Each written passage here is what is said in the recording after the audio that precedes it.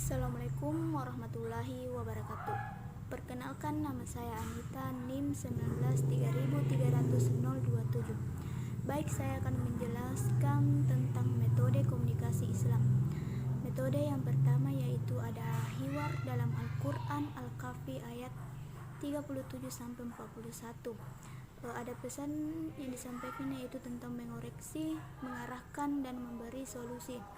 Media yang digunakan yaitu audio dan visual, sedangkan komunikatornya itu ada orang biasa. Komunikan yaitu khalayak sombong, dan efek yang ditimbulkan yaitu kesadaran bahwa Allah Maha Kuasa. Yang kedua yaitu ada metode jidal. Dalam Al-Quran surah Al-Mu'minun ayat 4-5, dalam Al-Quran surah An-Nahl ayat 125, dan dalam Al-Quran surah Al-Mujadalah ayat 1. Adapun pesan yang disampaikan yaitu tentang mempertahankan pendapat, mengalahkan lawan berbicara. Adapun media yang digunakan yaitu audio dan visual. Komunikatornya yaitu ada orang yang memiliki keyakinan kuat, sedangkan komunikannya yaitu orang yang berbeda pendapat, tidak sejalan, dan orang yang tersolimi. Sedangkan efek yang didapatkan dalam metode jidal yaitu efeknya yaitu perubahan nasib. Metode yang ketiga yaitu ada metode bayan dalam Al-Quran surah Ar-Rahman ayat 1-4, dalam Al-Quran surah An-Nahl ayat 44 dan 64. Adapun pesan yang disampaikan yaitu tentang penjelasan yang baik dan penerangan. Media yang digunakan yaitu ada media visual berupa Al-Quran, kitab, dan video. Komunikatornya yaitu ada Allah dan Rasulullah, sedangkan komunikannya yaitu orang yang berselisih dan semua umat manusia. Dan efek yang didapatkan yaitu paham, berpikir, mendapat rahmat dan petunjuk.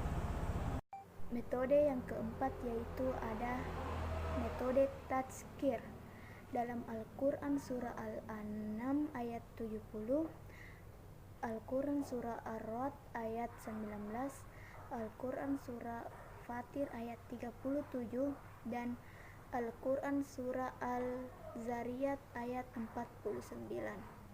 Pesan yang disampaikan yaitu tentang peringatan dini, memberi renungan, pesan yang mengunggah hati, dan mengingat pertolongan Allah.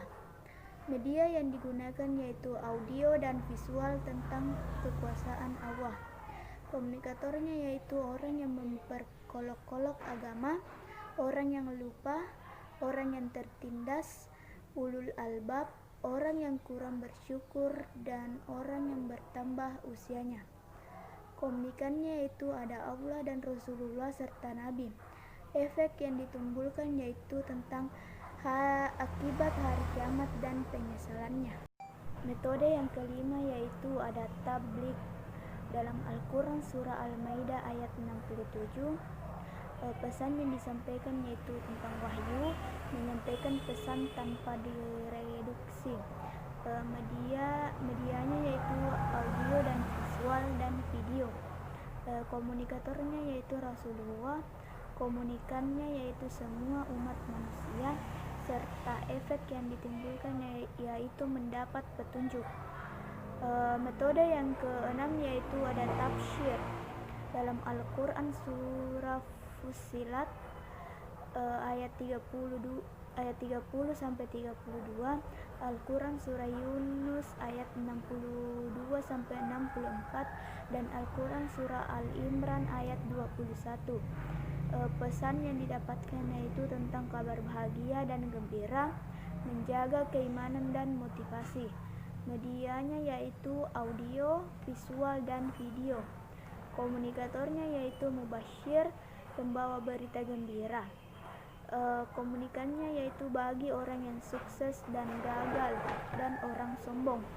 Efek yang ditimbulkan yaitu kebahagiaan akhirat, keharuman nama, dapat bimbingan, kemudahan saat dicabut nyawanya, dan menjatuhkan mental orang yang sombong. Metode yang ketujuh yaitu metode izhar dalam Al-Quran surah Al-Haqqah ayat 1-12, Al-Quran surah Al-Ra'd ayat 7, dan Al-Quran surah Sad ayat 65. Pesan yang disampaikan yaitu pesan yang menakut-nakuti tentang neraka dan azab Allah, dan pesan yang mengingatkan. Medianya yaitu audio, visual, dan video tentang kisah umat sebelum Nabi Muhammad yang dibinasakan oleh Allah. Komunikatornya yaitu munzir atau orang yang memberi peringatan, orang cinta dunia dan lalai mempersiapkan masa depan akhirat. Komunikannya yaitu orang cinta dunia dan lalai mempersiapkan masa depan akhirat. Efeknya yaitu menumbuhkan kesadaran, tidak mengulangi perbuatan buruk.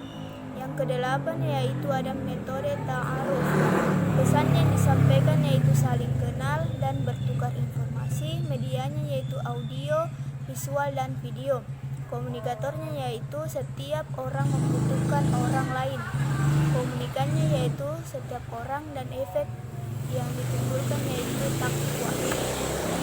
Metode yang ke-9 yaitu ada tawasih dalam Al-Quran surah Al-Baqarah ayat 133 dan Al-Quran surah Al-Baqarah ayat 180.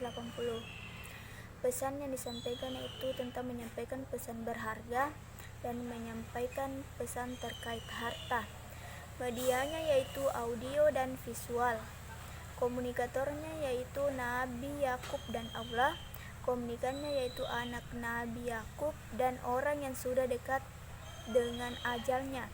Efeknya yaitu suasana hati yang dekat dan akrab, mengambil manfaat, mendekatkan diri kepada Allah, mengubah sikap dan perilaku negatif. Yang ke-10 yaitu ada metode nasihat. Pesannya yaitu pesan kebaikan dan larangan, mencegah kerusakan. Medianya yaitu suasana keakraban dan kecintaan dan perasaan senasib. Efek yang ditimbulkan yaitu mengambil manfaat, mendekatkan diri kepada Allah, mengubah sikap dan perilaku negatif. Metode yang terakhir yaitu metode yang ke-11, metode irsyad. Pesan yang disampaikan yaitu informasi terkait solusi atas permasalahan pribadi. Medianya yaitu audio, visual, dan video. Komunikatornya yaitu pembimbing. Komunikannya yaitu orang yang menggebu-gebu dan pembina. Efeknya yaitu menemukan potensinya kembali ke jalan yang lurus. Itulah tadi sedikit video tentang metode dalam komunikasi Islam. Sekian dan terima kasih. Wassalamualaikum warahmatullahi wabarakatuh.